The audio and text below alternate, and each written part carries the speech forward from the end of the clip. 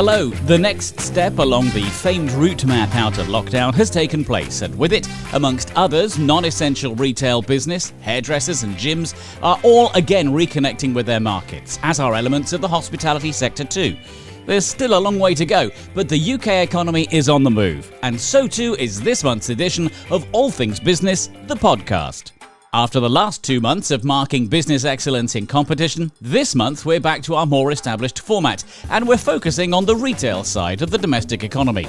I'm John Griff, and at last I've been able to get back out on the road talking to people who know retail, help others in retail, are themselves in retail, or advise in retail areas across Bedfordshire, Northamptonshire, or Milton Keynes. In this month's edition, Elaine Harries has been telling me about a new product which helps people to get a good night's sleep. We are not scientists, and we are not sitting here and are saying mobile phones are dangerous in any way, shape or form. But what we will say is that our mobile phone charger has a radiation shield that will deflect the rays while you're sleeping.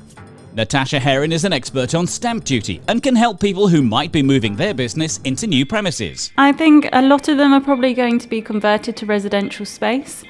People are seeing that they're spending so much on office space and on rates and on utilities, and if they don't have to, and if people are happy to work at home, then they can save a lot of money. Mark Mullen manages Northampton Town Centre's Business Improvement District. I think from a consumer's point of view, there is a pent-up desire to get out to spend, to go back to habits that were in place previously. And after a career developing multi-million-pound retail business in a variety of companies, Richard Adams is now sharing his expertise by turning himself into an emerging startup consultancy business.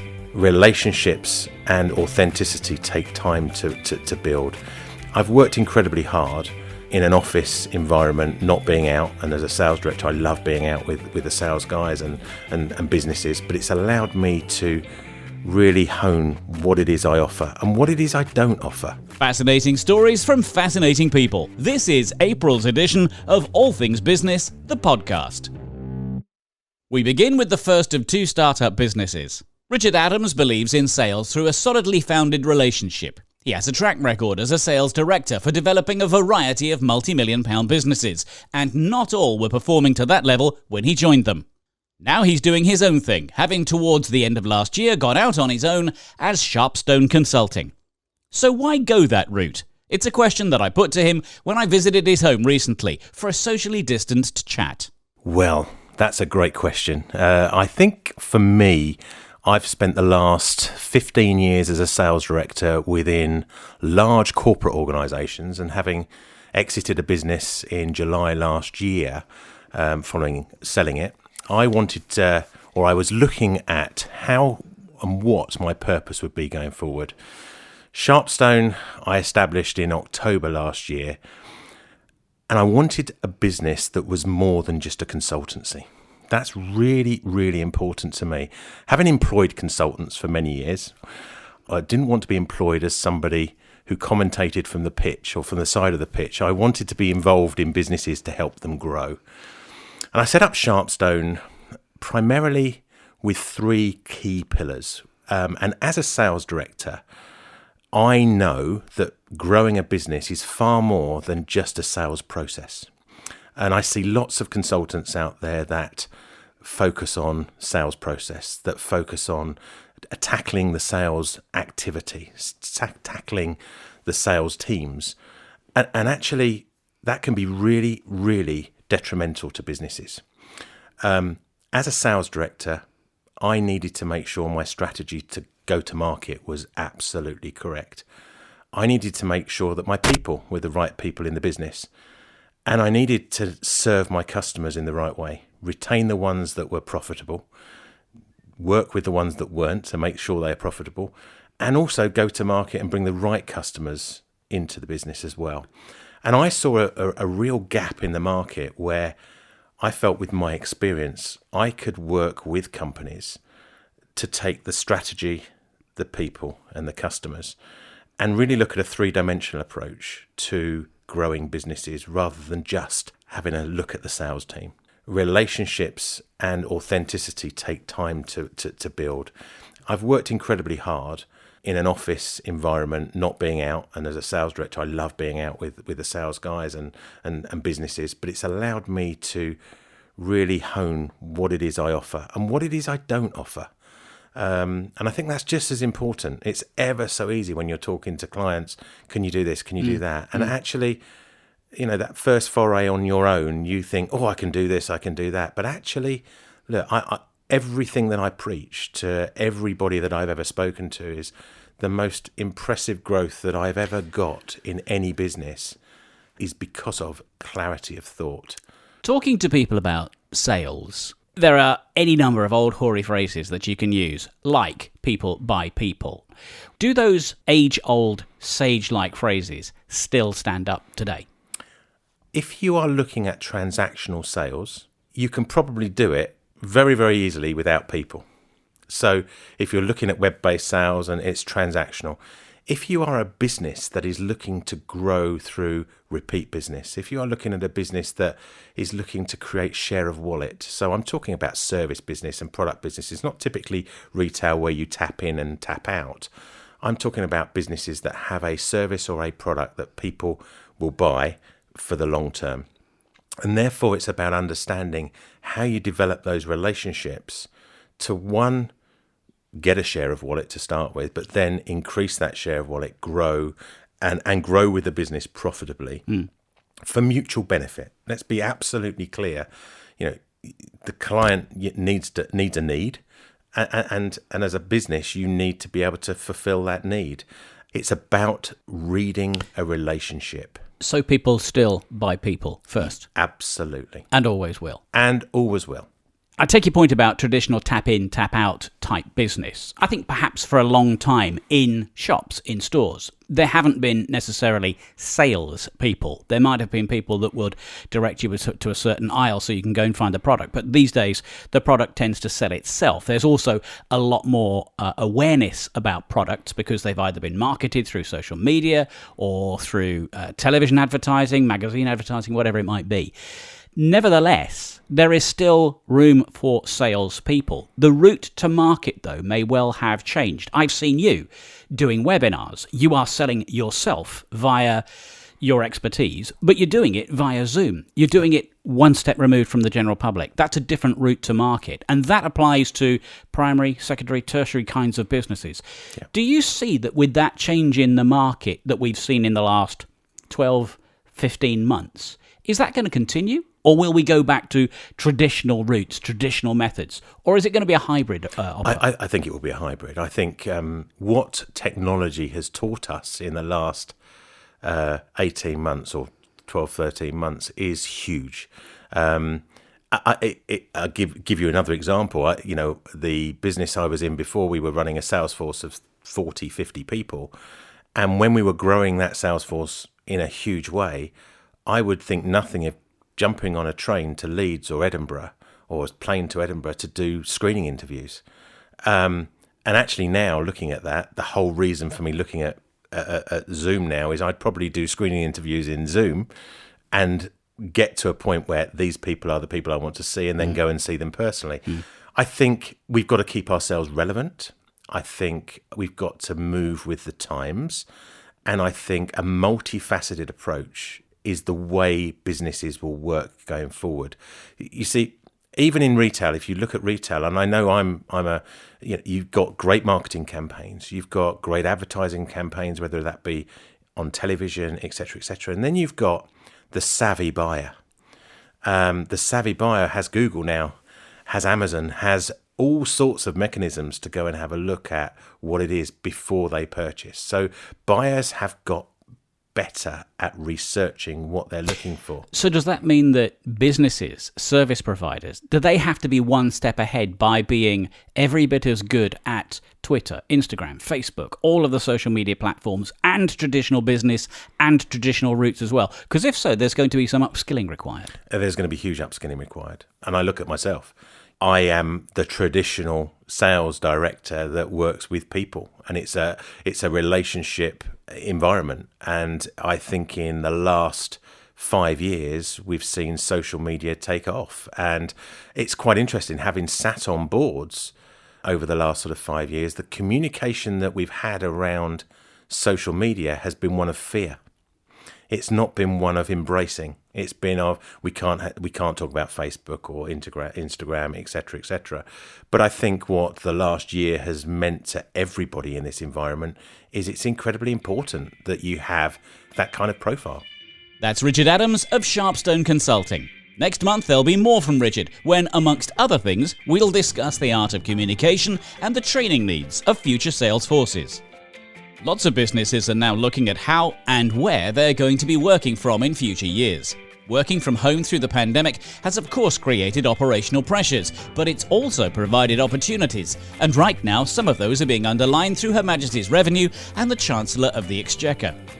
Natasha Herron is a taxation expert for Hillier Hopkins Accountants. Normally based in the firm's Pall Mall office, she has a specialism for stamp duty.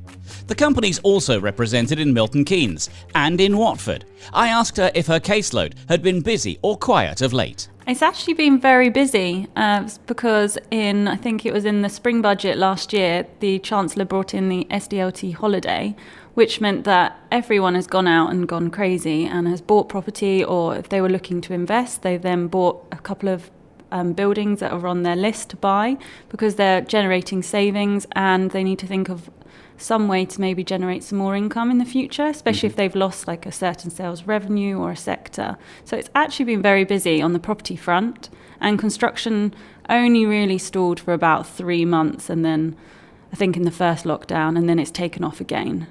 So would you say that the greater part of that has been brought about by what Rishi Sunak said in the House of Commons, or because people have been perhaps forced into a way of looking at the way in which they run their businesses in a way that they haven't done for a long time because they've been busy doing the business of the business? Yeah, I think it's a bit of both. I think everyone's now taking a step back. They're now back at home, so they're able to maybe look at what they've been doing in their office. Can they work from home? I mean, especially us at Hillier Hopkins, we were never really supposed to work from home. I think we had 1 day a month, and now I think we're going to go to maybe a 3-2 split.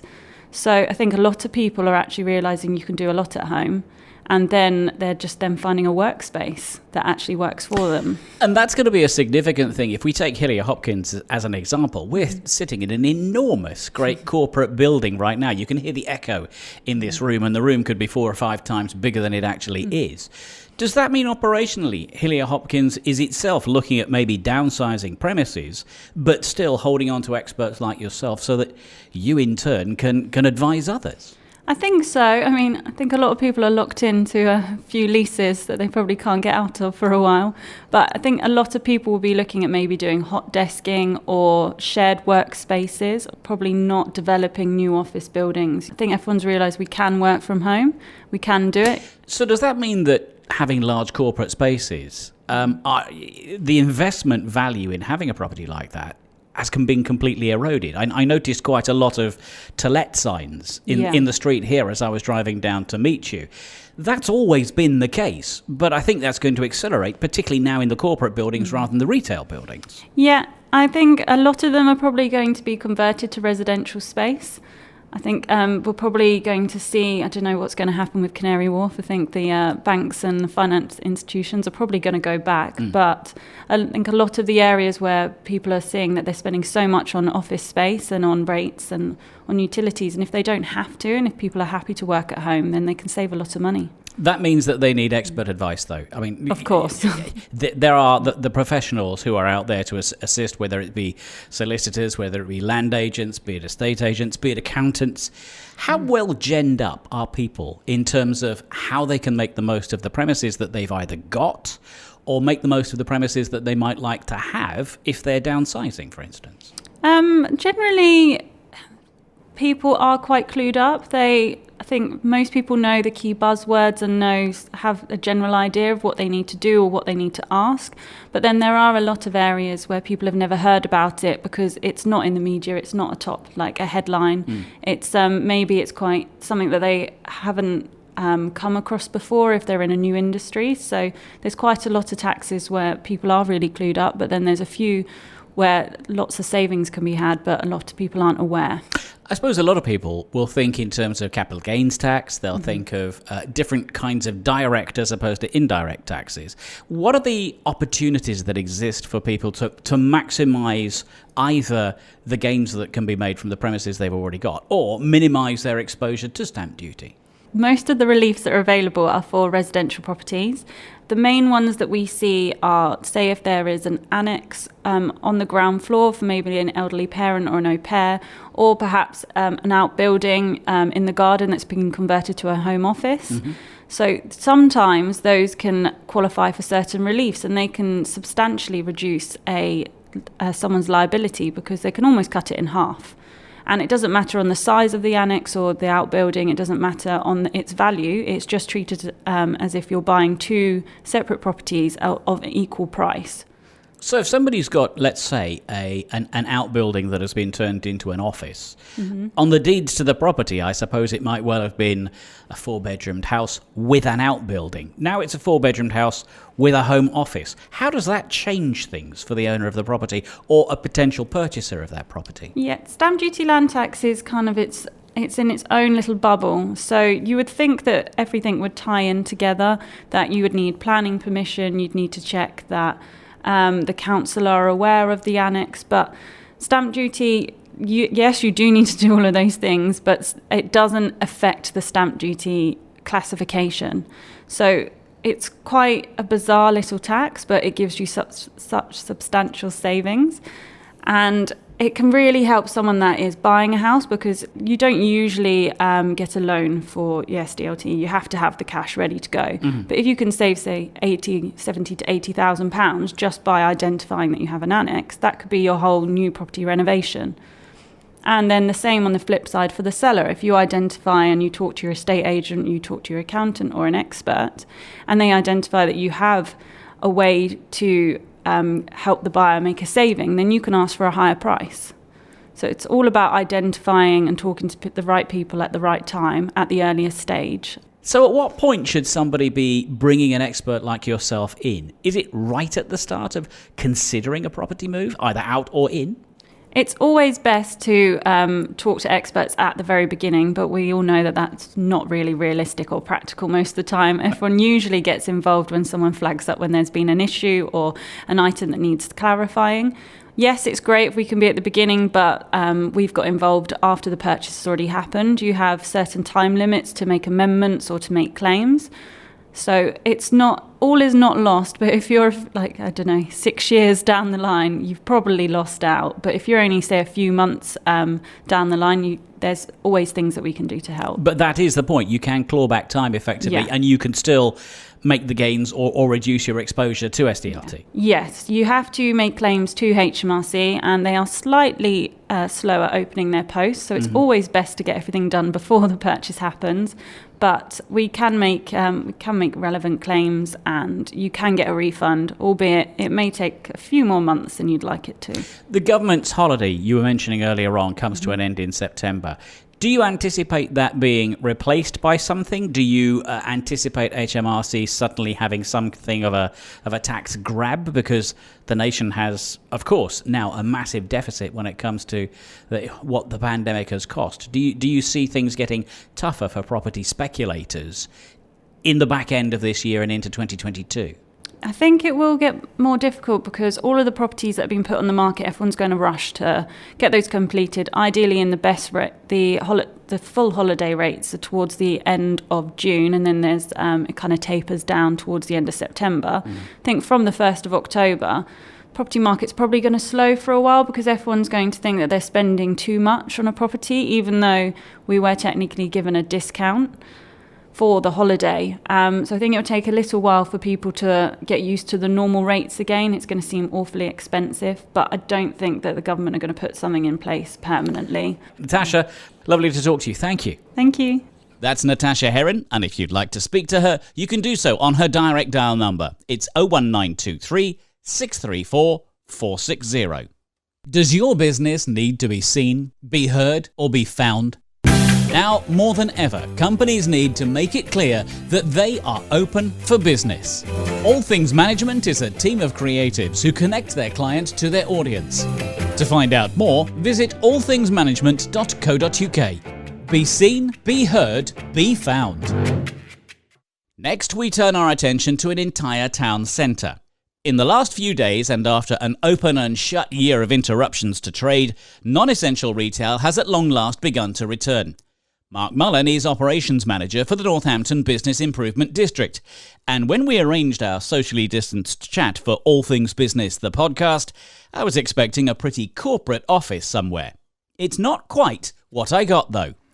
This is not a cathedral, although you would be hard-pressed to imagine that it wasn't from the nearly 3-second echo of a very harsh, very box-like retail unit in Northampton town centre and the Grosvenor Centre shopping centre. It's part of the Northampton bid. Mark Mullen is the manager of all of that.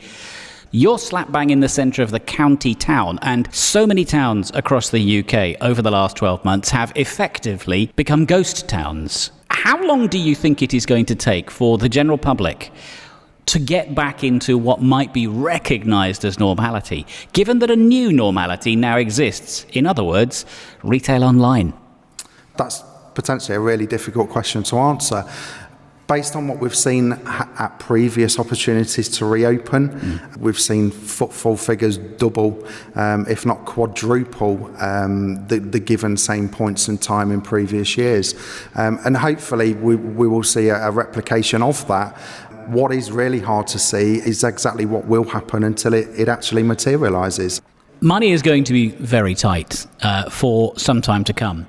Do you perceive that it's going to take some time for things to get back to normal? And if so, what additional support is necessary? Last year, there were calls for business rates to be either reduced or done away with altogether. Before very much longer, the ongoing issue of car parking is going to return because the cost of that is going to go up.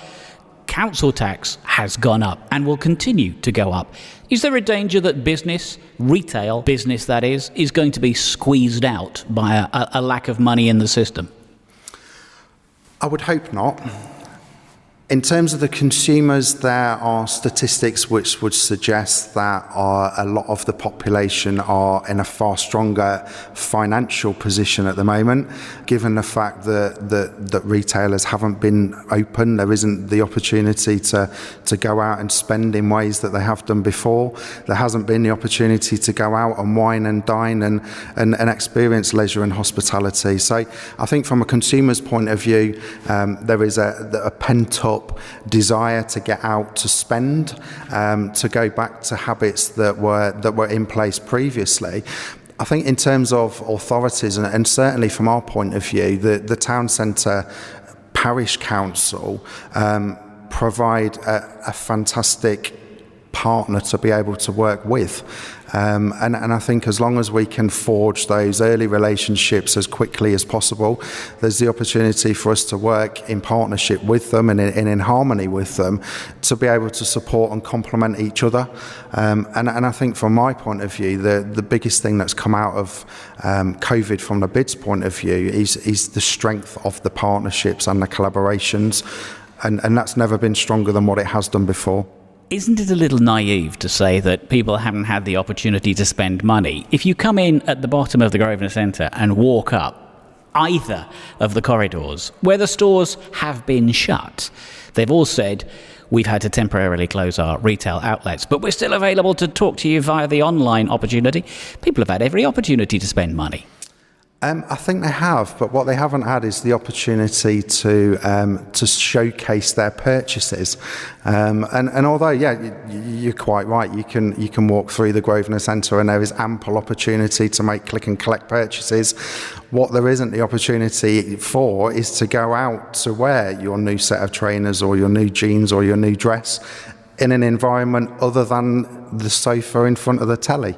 So still, the old adage, people buy people first, holds good. Definitely.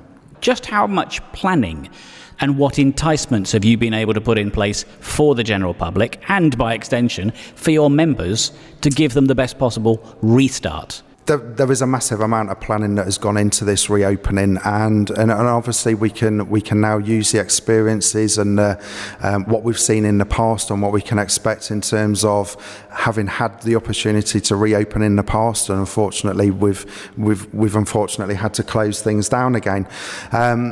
Concerns at the moment, or priorities at the moment, are around the evening economy. That presents its own challenges, and it's something that we've not experienced or we've not had the opportunity to reopen at this stage. So there has been a lot of planning in terms of that. Our focus at the moment is obviously to promote the businesses. So we will be relaunching the Shop Local showcase that we delivered over the Christmas period. The benefit of doing this is twofold, really. So we want to make the consumers aware of offers and promotions that businesses have got running, just to encourage that consumer return.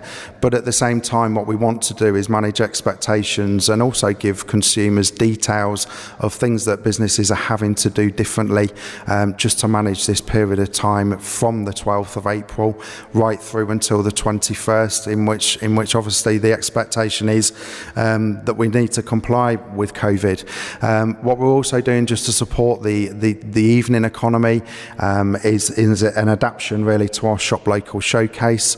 So what we will be doing is just introducing another category there just to simplify it for the public, but what they will be able to do is to find a short list of evening economy venues that are open at this point in time, that have got the outdoor space, they've got the capacity to be able to serve, but it is in one place where people can find it. So that will be on the website, discovernorthampton.co.uk, and all of the information is there. Mark, as we make our way out of lockdown, and it may well be a couple of months before we can genuinely say we've got to that. Boris Johnson's timescales talk about mid-June. If I asked you to nail your feelings down to one word in terms of what you anticipate Northampton Town Centre to be like once that process, that horrific, terrible chapter in all our lives has been, if not closed, then at least partially closed, what would that word be? For me, it would be caution. Yes, we've got the opportunity to open non-essential retail.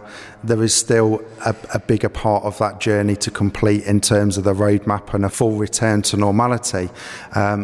In terms of the bids, I suppose me personally, I'm feeling like a bit of a coiled spring at the moment, and I have done for the last 12 months now. And from the bids point of view, we've dramatically changed the way that we would have traditionally worked.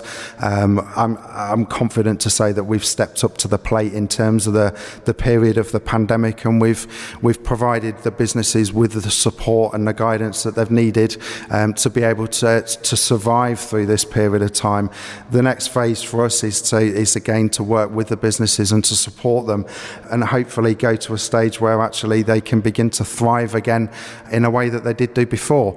And I'm really looking forward to going back to provide the physical events, the physical activities, the animation in the streets, to be able to see the crowds and hear the laughter, and just get back to normal as quickly but as safely as we can. So you're going to miss your cathedral-like environment with this lovely echo. I mean, you've got to get a choir in here, haven't you? I will miss it for some reasons, but I'm looking forward for the escape for the right reasons. Good luck for the future. Nice to talk to you. Thank you very much. And hopefully his cathedral for consumers will soon have a bit less of an echo in it as a new tenant sets up shop. That's Mark Mullen from Northampton Town Centre Bid.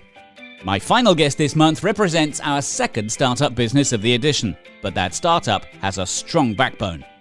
Serial entrepreneur and founder of the Road Angel car accessory, David Clark began a new retail venture in Angel Electronics just a few months ago. Its current offering is what it describes as a world first, a wireless phone charger which incorporates radiation protection for its users. I met with Managing Director of Angel Electronics, Elaine Harries, at the company's Silverstone Technology Park premises. Interest in the product has reportedly been strong, but there's a philosophy which drives the business too. I think if you're going to do anything in life, you've got to enjoy it. It's got to be fun. And at the moment, we're having a lot of fun with this. We've been very fortunate. We had a very high-profile footballer that's recently come on board as our brand ambassador, Harry Kane. But what, again, we loved about that was that he tried the product and he loved it. How did he get to find out that it existed, though? Because that was going to be my question. What's the route to market? Harry Kane is a very good consumer to use. Yeah. Well, David has multiple other businesses. As I said, he's a serial entrepreneur and had done business with Harry previously. And like everything, was chatting to him about it. They showed an interest, him and his wife. We'd love to try that when it comes out. So we let them try it. And as I said, they loved it. And next thing, he's agreeing to help promote it, which has been fantastic. You're talking largely to the Northamptonshire, Bedfordshire, Milton Keynes business community right now. How do you get awareness of Sleep Halo to the general public? What's your mechanism? We last week did a big interview with the state TV in China, which has gone sort of viral across Asia and Africa and America. The Sun newspaper have picked up on our product as well. So, whilst, yes, we are trying to do some traditional marketing around, the social media, we're putting adverts in magazines and in service stations, people are starting to talk about it themselves. So we initially were planning on focusing purely UK for the first 12 months. That kind of is changing now because we've now had people from China, Thailand, America that have started to now buy our products. So it's gaining a momentum all of its own. But if you're going to go Pacific Rim, if you're going to go transatlantic, can you ramp up production in High Wycombe, or are you going to be looking to sign deals for production perhaps in China? Because that's really topical right now. Yeah, no, we are very much a UK-based manufacturer of our product. That is a big part of who David was. He did exactly the same thing with his Road Angel product. So that's really, really important to him. Yes, we're able to scale up. That's not an issue. We are already selling on Amazon at the moment as well. We were invited to become one of their vendor central businesses. So that's helped us reach other parts of the world. And we're in discussions with potentially other distributors around the world at the moment that are keen to take our products. It's crazy. Are you going to be giving away trade secrets if I ask you how it works? Because wireless charging for mobile phones has actually been around for quite a number of years now. Yep. And I guess the early adopters will already have wireless chargers for their phones. They're already in cars, for instance. The USB bit is the protection. How does that work? Okay. Without going into too much detail, there is a shield. That shield deflects the radiation whilst you're sleeping away from your head. We are not scientists, and we are not sitting here and are saying mobile phones are dangerous in any way, shape or form. But what we will say is that our mobile phone charger has a radiation shield that will deflect the rays while you're sleeping. Yeah, I can't go into too much details because obviously the product's been developed by David, and yes, I'm sure somebody could buy it, take it apart and have a look at how it works. So, has anybody fed back to you their experience of the product? Has anybody said, actually, no, it doesn't work and I do get headaches? Well, obviously, before we launched the product, we had to go through rigorous testing with test houses. And obviously, you can't just go around making claims that our product will prevent radiation. You just can't do that. So we have all the appropriate paperwork on that and everything. In addition, we have a full patent on our product as well worldwide, which is really, really important. You say you've got other products already in the pipeline. We have, again, because our product was the world's first. I'm not in a position to talk about what other products are in development, but there's some really exciting things coming. And are those products in related technologies? Because if so, there's a credibility within the product range rather than you just being a stockist of somebody else's new gadget. No, it will always be our own products, absolutely. Are you looking to go into the retail market through other people? Are you going to be delivering through Amazon? Is it purely something that's coming out of Silverstone now? Well, initially, as I said, we were very fortunate to be invited to work with Amazon on their vendor program, and we're very grateful for that because it's given us the opportunity, as I said, to sort of reach outside of the UK. But of course, we are keen to work with some of the high street retailers as well, such as Sainsbury's, Argos, places like that, Tesco's. But again, I come back to, we only sort of set up in January. We're now at the end of March and it's kind of just gone crazy. So we're playing a little bit catch up at the moment, trying to catch our breath with what's happened. In loving the ride, loving the fact that people love our product, that are buying it. You can buy it off the website. But it seems that it's quite a tough challenge to actually get into those retail markets. You know, this is something that I've got to learn. How do I go about reaching out to buyers at someone like Argos? You know, so if any of the listeners have got any good suggestions, I would really, really welcome any help. You know, my background is transport and banking. This is the first time I've actually been involved with bringing a product to market. So it's trying to make those connections. At the moment, we're doing fine. As I said, you know, we've got great sales on Amazon. Our website is doing great business. But yes, any help would be greatly appreciated. Sleep Halo is the first product of many to come from Angel Electronics. Maybe you ought to be calling yourself Guardian Angel Electronics. We're very proud, actually, of what we've achieved. And as I said, I think sometimes, you know, it is tough at the moment in business for all of us. I'm not going to make light of that at all. You know, it's been a tough couple of months.